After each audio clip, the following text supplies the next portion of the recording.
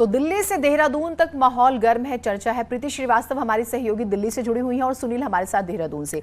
प्रीति, क्योंकि मुख्यमंत्री को दिल्ली बुलाया गया और एक मीटिंग हुई बाकायदा, क्या इस बारे में जानकारी आई है? क्योंकि खबरें हैं कि संगठन को लेकर ही कोई बड़ा फैसला हुआ होगा या हो सकता है, यह संभावनाएं हैं। बिल्कुल ठीक कह रही हैं कि जिस तरीके से उत्तराखंड के जो मुख्यमंत्री थे पुष्कर सिंह धामी, वो कल रात में दिल्ली पहुंचे थे और दिल्ली पहुंचने के बाद में उनकी एक बड़ी बैठक भी हुई थी। हालांकि जब हम लोगों ने सुबह उनसे बात करने की कोशिश की संगठन को लेकर, तो उन्होंने संगठन के सवालों में बदलाव को लेकर ऐसे सवालों से बचते हुए नजर आए। उन्होंने उस पर कोई जवाब नहीं दिया। उन्होंने कहा कि पॉलिटिकल दौरा नहीं था ये, मैं यूक्रेन में जो बच्चे फंसे हुए बच्चे हैं उनको लेकर बैठक करने के लिए आया था। लेकिन जो इंटरनल जो खबर है सूत्रों के हवाले से, वो ये है कि संगठन में जिस तरीके से उथल पुथल चल रही है, जिस तरीके से मदन कौशिक के पहले बयान आए, उसके बाद जिस तरीके से नाराजगी देखी गई, उसको लेकर यहाँ दिल्ली में बैठक हुई। और उसके साथ ही अभी कुछ दिन पहले, याद होगा कि कुछ दिन पहले जो निशंक हैं, डॉक्टर निशंक, उनको भी जेपी नड्डा ने उनको बुलाया था, उनसे मुलाकात भी हुई थी।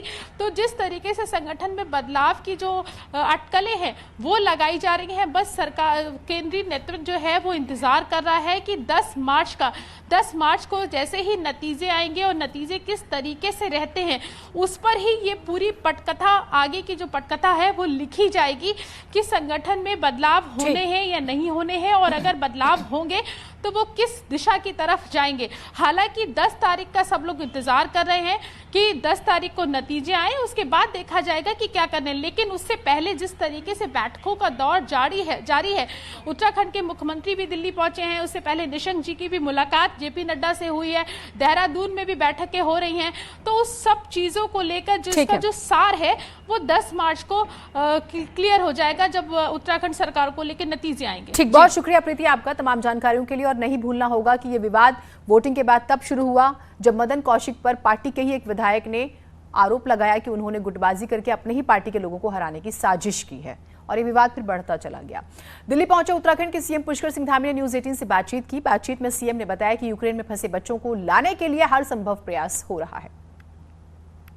उत्तराखंड के मुख्यमंत्री पुष्कर सिंह धामी जी हमारे साथ मौजूद हैं। सर, दिल्ली आए हुए हैं आप, क्या खास है?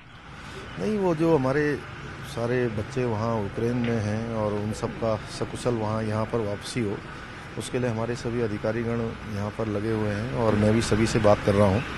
और साथ में एक और अधिकारी की नियुक्ति हम यहाँ के लिए कर रहे हैं जो पूरे टाइम यहाँ पर रहेंगे और जो बच्चे हमारे आ रहे हैं उनको सकुशल अपने अपने घरों तक पहुँचाने की व्यवस्था करेंगे।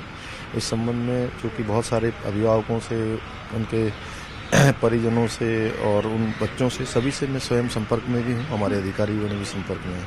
सर, मिशन गंगा की बात की आपने, तो अभी उत्तराखंड के और कितने जो बच्चे हैं जो यूक्रेन में अभी फंसे हुए हैं, और आप लोग किस तरीके से कवायद कर रहे हैं उनको सकुशल वापस लाने की? कल रात तक हमारे लगभग 32 बच्चे यहाँ से आ गए हैं और अभी 300 के करीब बच्चे सभी आने हैं अभी।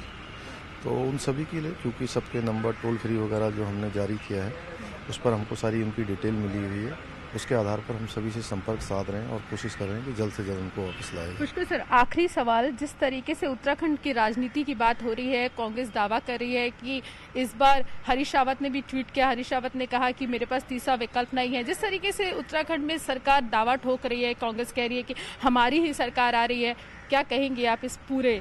कोई बात नहीं, 10 तारीख को स्पष्ट हो जाएगा, हमारी सरकार आ रही है।